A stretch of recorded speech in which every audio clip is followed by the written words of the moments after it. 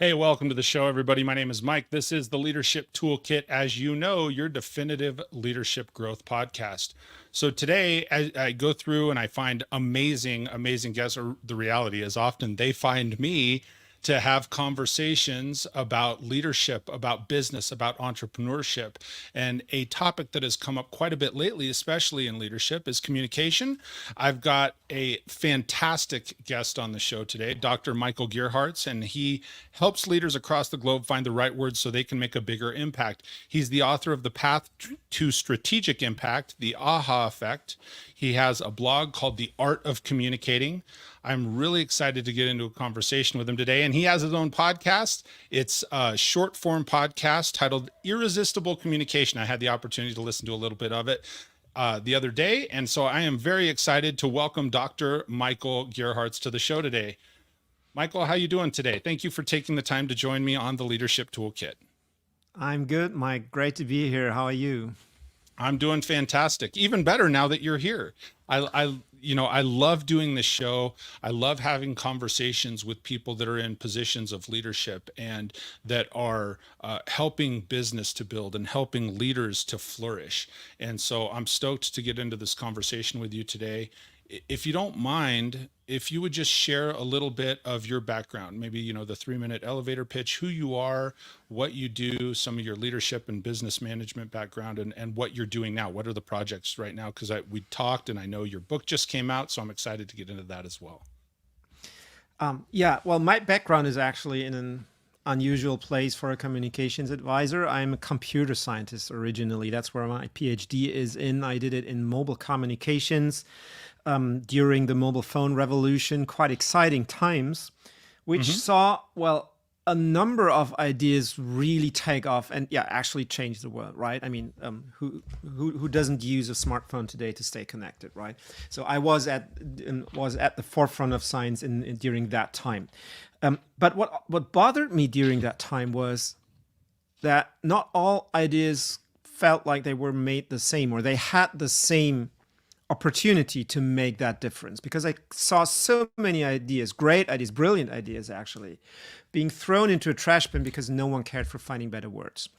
Because, people just put those boring PowerPoints up, or had this, very technical engineering speak that no one really could pull their heart around, right? So that, these ideas just were quicker forgotten than they were thought up. And I thought that was a pity. And that was, so very early on, I started to look for better words. I started to write my own blog, which was when people started, to resonate with a different take on how to speak about brilliant ideas. And that's when my phone rang for the first time, like 16 years or so ago, with businesses who were interested in, finding a better way to speak about their ideas and how to change the world. It is a unique background. I think there's some parallels though, because you're talking about being there in the mobile phone boom. Like one of the pieces, certainly how we communicate. You said it very well. Who doesn't have a smartphone? Who doesn't have an iPhone or an Android and so forth? So there is a lot of basis in communication behind that. Can you expand a little bit for me on communication, on what communication is? How do we start to know if we are or are not an effective communicator?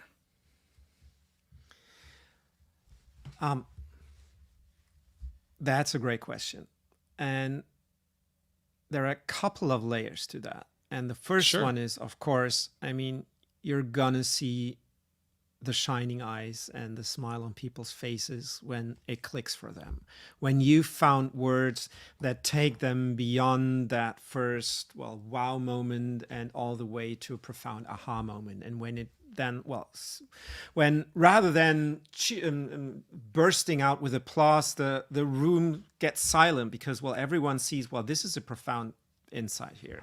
That's certainly a moment when you see that you've nailed it. But there are other dimensions to that, which is one of them is, for example, a place that we're in, that not many of us are used to looking at when it comes to communication. And that is the amount of energy that we kind of put in getting our message across. And there we find a very counterintuitive relationship, right? Because often it is the case that the more we have to put into kind of put energy behind our words, that's a very good sign that we don't really trust in our words ourselves, that we haven't really nailed it. But the more we trust in our own words, the more we believe in those words, the quieter and the calmer we usually get, and the more kind of down to earth we become in just conveying what we want to say and just letting the audience in rather than trying so hard to push our message onto them. Interesting. So you're really a lot of your expertise and a lot of what you are breaking down. It's very important, the words that we use to be able to elaborate and expand on our ideas and communicating with folks. So do you think there's ever a time, because a few things that I picked out, you said, find words that put you past the wow moment. I think that was one of the things you said, or right there is you want to find words that are putting people past that. So is it really about having, a large vocabulary to be able to implement and connect with people, or is there more to it than that? More or less, depending on how you look at it. Okay. I think it's not so much about the number of words that right? I mean, that's really one of those misconceptions that brought me huge headaches when I was still down in the field doing the research and the engineering and the projects with industries partners. There is that understanding of eloquence as the ability to juggle complex jargon and complex statements about complex things. Sure. But I always found that kind of irritating, right? Because when I looked at the communicators that I admired, it was exactly the opposite. It was the people who found simple words to explain complex ideas and not the other way around, who managed to find complex word for simple ideas. I mean, who needs that, right? And so, Sure. So we need simpler words, and that often means that, and the thing is that these words often aren't even our own, right? The ones that we are familiar with. They need to be the ones that our audience is familiar with, that they know how to make sense of, that makes sense in their everyday lives. And so great communication doesn't start with how many words you know, or how eloquent your English teacher has made you, but how well you're able to listen to your audience, how well you're able to grasp what they're actually struggling with, what actually concerns them, and then listen to the words that they use and put meaning into those and adapt those to your solutions. And that's when your communication resonates so much better than and that's when you need so much less energy, right, to convince them, because you just resonate with them. No, that's a really good point. I think when you're saying that, and I will often repeat a couple of things that my guests say to make sure that I'm understanding as we go through this and we're talking to the audience and so forth. One of the sort of ideas I heard you share is, it's not about elaborating those simple pieces, but what's the idea? What's the vision? What is the quote unquote the thing that we're trying to get across, and how do you distill it down? Because when you distill it down to something that is simple, then it also broadens your audience. You have more people, I feel like, that can get behind that. Is that fair? Am I hearing that right? That is certainly an important aspect, but I think there's more to that, and that's really a great point that you picked up here, because I mean, if we compare that, or if we elaborate on the opposite way, right? Sure. What I like to call the default way of presenting. It's often like, well, here's everything I know. I'm just going to throw it at you, and when I'm done, you're going to be convinced, right? Sure. But that's not usually how it works, right? It often overwhelms our audience. It's often not the most interesting way of presenting our thoughts. But when we and so it pays to look for a different way. And I think that the one that you sketched is brilliantly suited for that. To think about, so what's the entrance into that world, into the thing that I'm so passionate about? What's the best entrance point for my audience? How can I make them curious about that? And so not consider the presentation or the communication or the conversation like the end of my story, but, well, the beginning of a deeper relationship, of a deeper conversation where I've hooked them up, where I've made them curious so that they want to engage deeper with what's lying underneath the simple surface that I've presented them. So it's not about dumbing things down. It's about finding that entrance, that entry point into that domain so that I really make them curious for it. I think that's really good. I just love the fact that, and I've had several people as I'm going through the interviews, and that specific point has come up several times where they're saying, hey, you got to have people that are curious. You got to have people that are curious in leadership. And if you're in leadership trying to get an idea across, you need to have people that are curious on the other side to be able to ask questions, because I think when you ask, mutually beneficial questions, people come together in that, because they're saying, okay, I can start to think, feel, or act from where that other party is coming from, and they can think, feel, or act where I'm coming from. And so there's that, it sort of bridges the gap when we're communicating to be able to see things from the other person's perspective on both, if it was me presenting and if it's somebody else receiving. Actually, before we get too far ahead, I do this all the time, but I'm going to, as a reminder for anybody that's tuned into the show, I just break in at random and share this stuff. A couple of things. As I introduced Dr. Michael Gerharz, I want to make sure one of the ways that you can connect with him is on LinkedIn. And I want to spell this out for anybody listening on the audio podcast as well. You'd go to linkedin.com. You can look for Michael Gerharz. It's MichaelGerharz.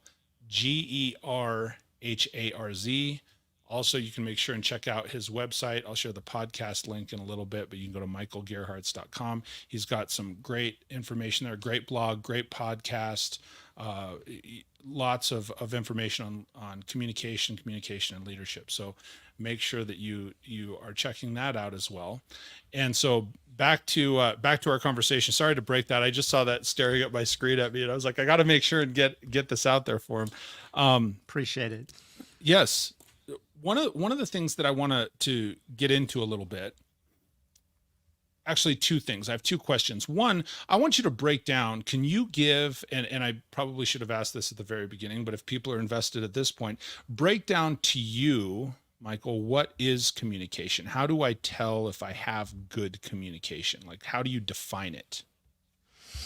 I think there's a great test that you can make for any piece of communication that you did, like the presentation that you gave, the report that you've written, the email that you've wrote, or the post that you've put up on LinkedIn. Mm-hmm. And that is to either ask, or better yet, listen to someone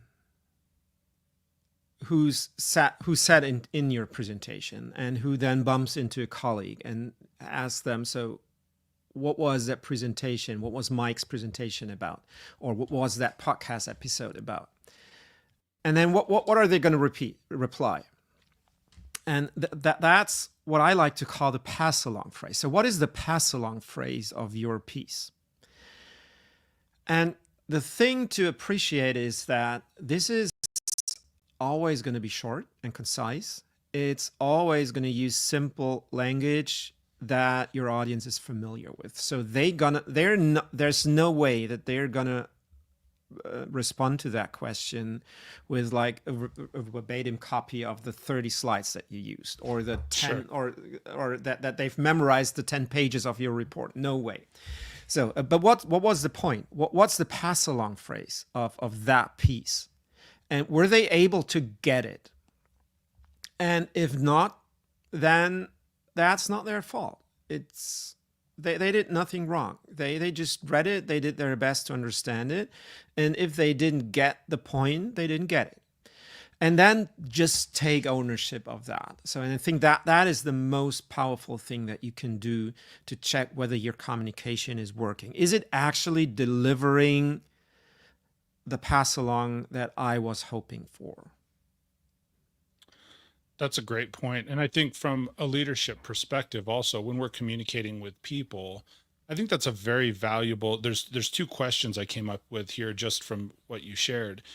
And I think oftentimes leaders, people, if you're in a management role or a leadership role, sometimes it can be uncomfortable to ask these questions. But one of the things where you're talking about the pass along phrase and to ask for feedback, if I look at somebody and I just ask them, hey, what did you get out of that? Uh, you know, I think sometimes people are fearful in asking a simple question like that because they're like, if the person doesn't know how to answer or they didn't get what I was trying to convey, like you said, then I have the ownership over it. Absolutely. It's not their fault, right? And I think what you just pointed out is a tremendously helpful tool that you can implement in your team to make that question the norm and to take any restriction away of that and to empower everyone on your team to ask everyone else, including you as the leader, the question. So what do you mean by that? How did you mean that? And because so often that question has kind of that shame bubble around it, right? Where we don't really dare to ask it because it makes us feel not on top of things and others might know it. And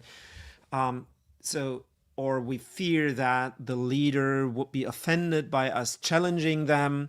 But getting rid of that layer of resistance and just removing those roadblocks and allowing that at any point in time is one of the most effective things that you can do to make the whole team communication so much more effective.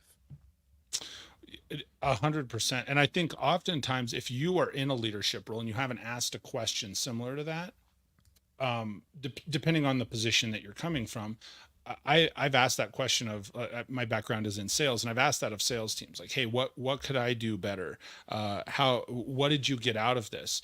And most of the time, if that's the first time you've asked your team or your company or your business that, they lock up because they're like, it's a trap. I don't want to answer that question. Is he seriously asking that, or is she seriously asking that? Yeah. Right? They pause and they're like, what, because if they say, well, I didn't understand this, then it shows on my behalf I didn't do a good job presenting it. Or if, heaven forbid, quote unquote, that they come up with a different idea or a different theme than what you had anticipated. So you have to be, as a leader, very open to that feedback. The second question is, and I'm coming up with this, I'm curious what your thoughts are on this. And I still got to get back to this other question too. I'm going to circle that. If I ask a question of someone and I say, hey, what did you get out of that? Or where do you see that we're going based on what I presented? And the person either doesn't exactly nail it, they don't understand, or they weren't clear, or they give you a different theme than what you were trying to present. I think the follow-up question from a leader, and I'm curious what you think of this, is, well, how can I communicate or convey better this? And you need to be able to present that idea that you're wanting, that you're hoping they heard, in a sentence or two or less. Is that fair? It could be, but I'm not sure that it always works. We should delegate that task of figuring out how to find the best words to our audience. Okay. So there might be tweaks to that question that lead us closer. So, for example, if we would ask them, what did you miss? Or what did you understand? Or how did you understand that? And then investigate and actually start into a conversation here. Because what we don't want is that it's about an opinion, about a battle of opinions, or even a struggle of opinions. So who's got the better way of framing things? We want we don't want to have this discussion circling around who's right here, but getting it right together, right? So what is the best way of actually framing the thought rather than just, well, getting opinions? And well, just because that, and that is only one person whose opinion we are hearing, and we need probably to account for the whole team in the room. And so just because that works, that's how this particular team member is used to getting information, doesn't mean that it works for the other three. That's fair. So if that becomes the case, where would you suggest for, somebody in that position, if they find that, maybe they're missing the mark a little bit? And I'm asking, because you're saying don't necessarily put that onus on the audience, right? Is what I'm hearing you say. Where do I go to find out how can I communicate better? I mean, in addition to maybe buying your new book, The Path to Strategic Impact, but where else would I go to find that out, Michael? Well, I think one of the best ways that you can do is to speak about your ideas as much as possible. And one of the things that we often dismiss is to speak about our ideas to the non-experts, like our friends or even our spouse, or people that are not as expert as we are. Because one of the things that easily happens is that we fall prey to that phenomenon that's called the curse of knowledge, right? That the more we know about something, the harder it gets to speak about that thing in simple terms. So we somehow need to get over that and find ways that actually make sense. And I tend to think that the blank stare of our friends is a great tool of getting past that. Because when we meet our friends at the bar and they ask us about, so what is that new project that you've launched? And you start to explain it to them, and they just respond with that blank stare where they don't even understand the words. So what are you even talking about? So where's the point here? So that's nothing to be ashamed of. That's actually great opportunity to learn from and to look for better ways. And in that bar, I bet that you'll look for better ways, that you'll look for the metaphor, the anecdote, the story that you can tell around the idea to make it more visible. So to actually help them see it in their minds, and also translate it to things that are familiar in their everyday. And these are, I think, very powerful tools that you can use to make your ideas better understandable. So can you translate it into their lives in a way that they can actually see it? And if that still doesn't help, well, there's technology available today, something that we didn't have 10 years ago. Just ask ChatGPT for ideas for those things that make it more visible, that bring it closer to their lives. I really like that. One of the things that you said is, hey, how can I translate it to their language, to their terms, to be able to understand? I think that's very valuable. There's two, I want to go back to this one, because one of the things you talked about in communicating, you said several times early on, how much energy do you need to get the message across? How much energy does it take?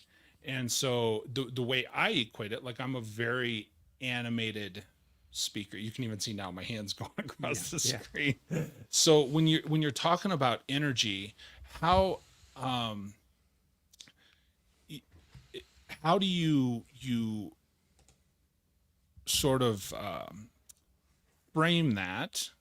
Because if I've got something that is that bold vision, that exciting strategy, that thing that I want to get so badly across, by default, like my tempo goes up, my pitch increases, there's that excitement level, I start talking with my hands. So how do you frame that? Like, how much energy should it take? Is that addition of body language okay? Is it something that you think we need to take a step back because it turns some people off? Help me frame that up a little bit. That's a great question, because this is really two different things, right? Okay. And the energy that you're talking about is the one that you want, the one that comes up when you found words that you truly believe in about the things that you deeply care about, that just make you feel excited, where your gut kicks in and says, well, this time we really nailed it, and totally believe in that. And so then what you want to do is to let your body do the thing that it wants to do, to let that enthusiasm show, and to let your audience in and feel and share that enthusiasm. But that's different from that superficial energy that I was speaking of earlier, where you certainly feel the difference in that, well, this is not the energy that my body wants to express, where I'm totally enthusiastic, but where I feel I need to speak a little louder or repeat it like 2 or 3 times so that our audience really gets it, where I need to put additional energy on top of the actual enthusiasm to make my words feel more persuasive than they actually are. Does that make sense for you? Yes. Yeah. No, that does make sense for me, because to me, when you were talking energy, my brain goes to, well, gosh, do I need to tone it down some? And so that's why I wanted to ask the question, is because I think, I think you said that beautifully, as far as like, if I have to be deliberate in raising my energy, if I got to repeat myself, if I have to go out of the way to make myself louder. And I've been in those situations. I know you've been in those situations. Anybody that's listening, where you're like, no, but I got to get this idea across because it's important to the company. But if it's not important to you, it's not natural. Exactly. And so it's that unnatural energy. I get it. So I get it. One other thing that you've brought up a few times, and I want you to expand on this for me, because you touched on it, but we haven't gone down this path about, you said, well, you've got to find that right, the right words for people to use. You have to find the right stories. And I think sometimes we lose sight of how, at least in my opinion, how important are stories and anecdotes. And so you just touched on it a little bit, but can you expand on that? How valuable are stories when it comes to our communication, and especially when it comes from a leadership role that I'm trying to convey something to my team? Well, first of all, I think it's important that there are actually 2 layers to stories here. And one of them gets all the attention, but the other one would deserve it. Okay. So the one that gets all the attention is the anecdotal part, the art of telling good stories of something that happened to me. And that is important, and there's nothing to argue against that. It helps to illustrate points and helps to make it more emotional and to get a closer connection with our audiences. Sure. But the more important thing is the broader story that we tell, the story that the story that incorporates those smaller anecdotes that we share to make a specific point. And what we want to do is to take our audiences on a journey through that overarching storyline, right? Where we hook them up at a point where they realize, well, wait a second, this is not just the usual PowerPoint monologue. This guy is actually talking to me. This is about me. I'm seeing myself in that situation.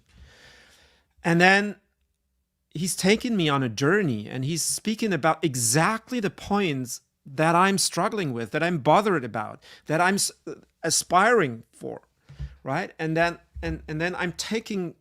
you're taking your audience on that journey where they live that sequence until you've led them to what I like to call that point of no return, where they really see that see and feel that aha moment where this, if I could only have this would make a profound difference for my life, for my company, for my team, for the way we work together. So taking my audience on that journey, that's the real art.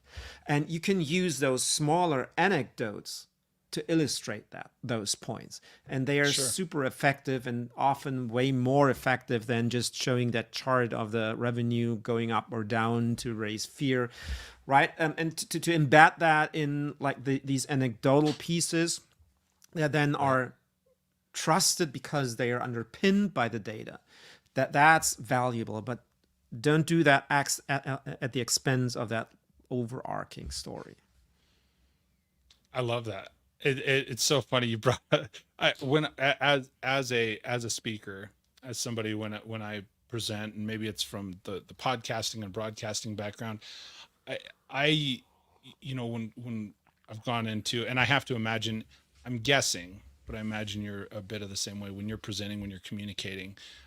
You're not big into PowerPoints. I have a friend of mine, and you brought up PowerPoints a few times, and I have a friend of mine that it's hilarious because he'll do presentations. He's in the automotive industry, and he always will start off and he says, "Oh, I got this PowerPoint," and it's like literally 120 slides, but so that you can, no kidding, but he does it deliberately so that each slide as he's going through it is not on the screen more than like 3 seconds. And he's got this, so you can't help, but you can't catch everything on the slides because they're moving so quick. And so you have to focus on what it is that he's saying and the message and what he's sharing about that. And there, I mean, certainly he's got some anecdotes in there and so forth, but it makes me think of that because I'm the exact opposite. I'm like, I got like 4 slides.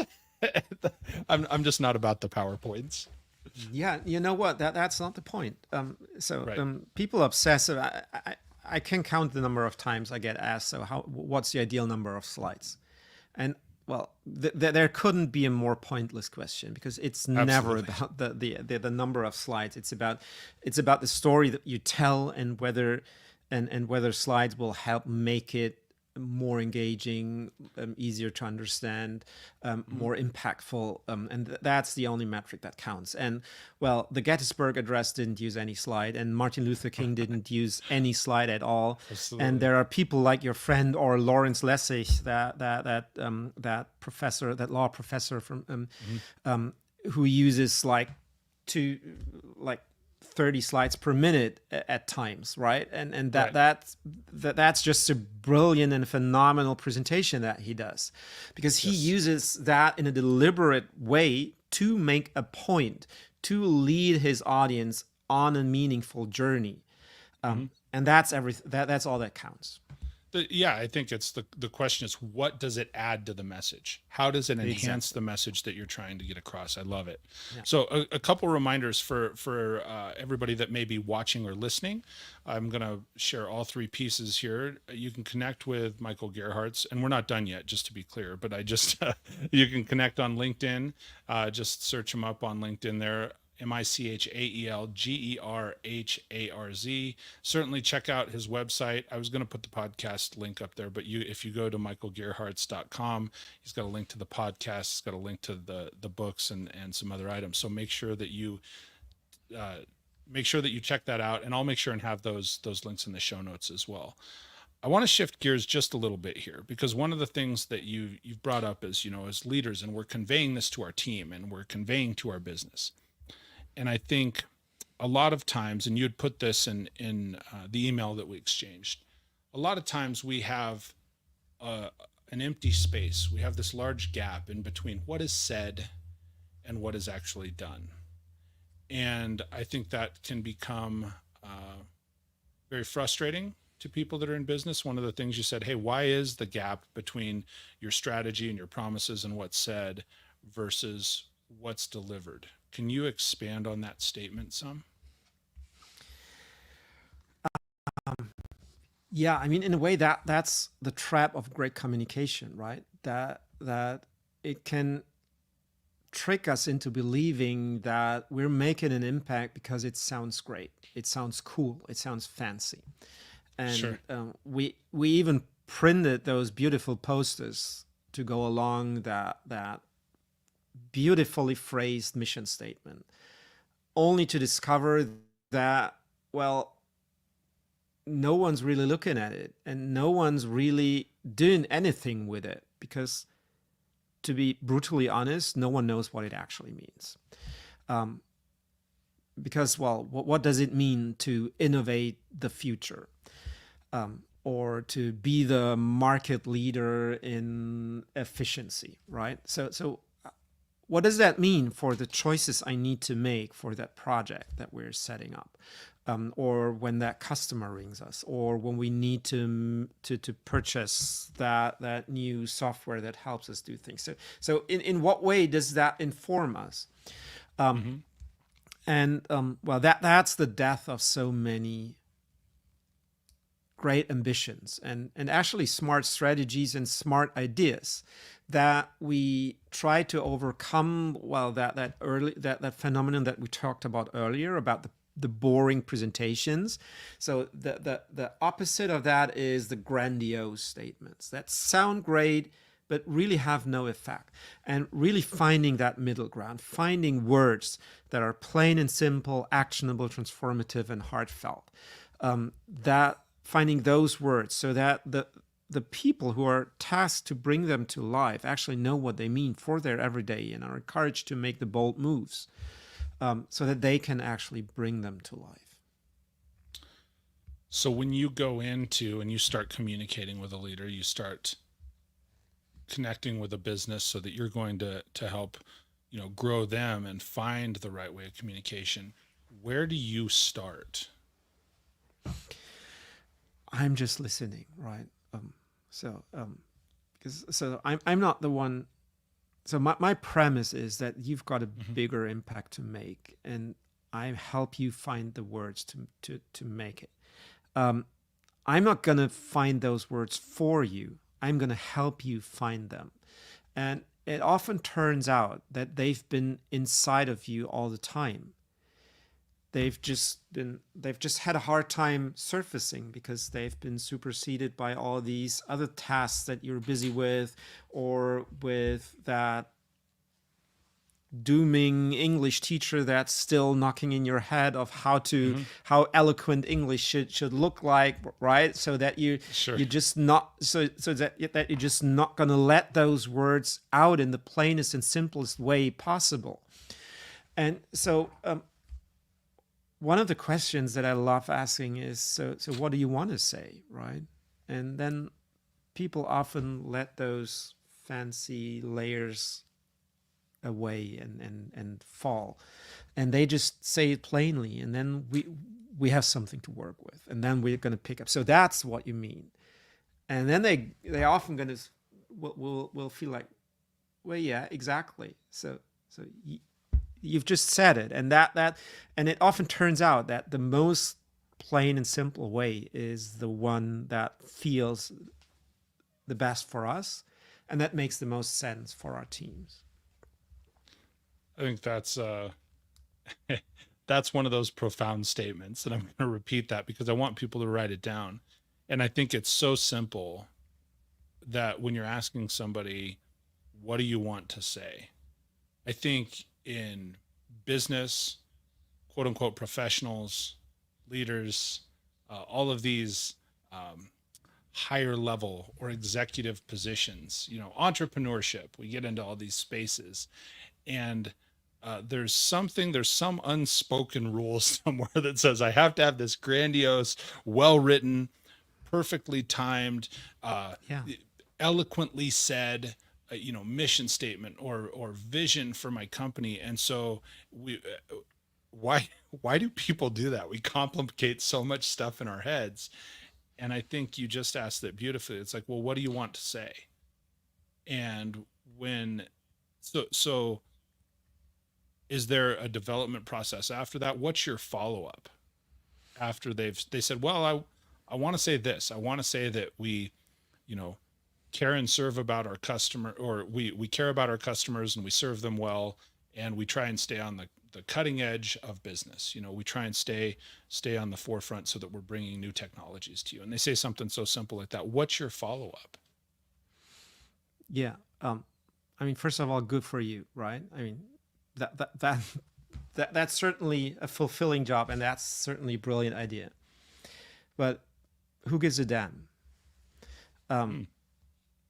So let's look at the other side. Okay. Who is that important for? Is that important to you? Is that important to your customers? Isn't it obvious for them already? So where's the point here? So really try to get into the other side, because we're not doing the communication for us. We know everything already, or at least we hope so. We're doing it for the others. And so the point is to lead them to that aha moment and to understand. And then what we need to do is to understand, so do our words have a chance of achieving that? So how will they land at our audience when we say them or when they read them? I love that. And I love the statement you made just a moment ago too, is you said something to the effect of, well, we can't find the words for them. And in business, I've often said, comparatively, when I'm coaching, for example, salespeople or anybody in business, it's like, listen, I can't care more about the goal or the mission than what you do. If I do, then it's valuable to me, but you're never going to succeed in that arena. And I sort of likened it, just what you said. Look, I can't find the words for you. If you offer to someone, well, okay, well, you want to provide good customer service and so on and so forth, whatever that may look like. And you say, well, what if you said this? It's then sort of hollow and empty to them, right? Because that's your communication. It's not theirs. Is that fair? Mm-hmm. Yeah, exactly. So one last, one of the things that you brought up, and we'll kind of head to the tail end on this, because you brought up your new book, The Path to Strategic Impact, just came out this month, right? 1st of October, yeah. 1st of October. And so you discuss, there's 4 principles in the book that sort of change the game for folks. Do you mind expanding on that a little bit on the podcast here? What are some things that they can do? Can you spell out the 4 principles? Would you like to expand on it just a little bit? Not so much that they don't want to go buy the book. Absolutely. I mean, yeah. Conveniently, those 4 principles that I consider some of the most basic or fundamental communication principles, they can be combined into that nice little acronym PATH, which has that double meaning of, well, so we're on that path, but how do we make an impact here? And it turns out that it's often not the brilliance of the concept that decides whether we're going to make that impact, but the words that we use to communicate that impact. And those 4 path principles, they can serve as a checklist that you can quickly go through to evaluate. So how good a job does my communication make at getting that idea across, at aligning my team on that shared path? And so those 4 principles are, P is plain and simple. So can I find words that everyone on the team can understand and make sense of and knows what they actually truly mean and that we have a shared understanding of? A is actionable. So are those words actually translatable into concrete actions? So does everyone know what they mean for the actions that we need to take on that path that we've committed to? T is transformative. So actions are good, but we don't want to just go that slowly, right? We've shown up here because we believe that we can make a difference. And for that, we need to make the bold leaps. So do my words encourage those bold moves, those bold choices? Is it really transformative? And then H is heartfelt.